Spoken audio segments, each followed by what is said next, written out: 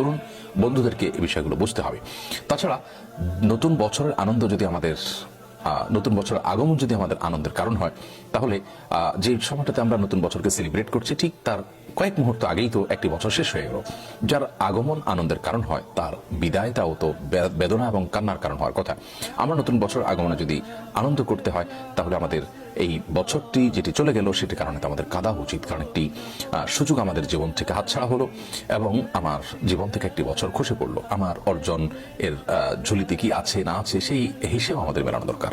অতএব এই সমস্ত দৃষ্টিকোণ থেকে একজন বিবেকবান যুবক, একজন বিবেকবান মানুষ কখনো 31st নাইটকে সেলিব্রেট করতে পারেন না। অ্যাজ এ মুসলিম এটি করতে পারেন না, অ্যাজ এ বাঙালি তিনি এটা করতে পারেন না, অ্যাজ এ বাংলাদেশি তিনি এটা করতে পারেন না।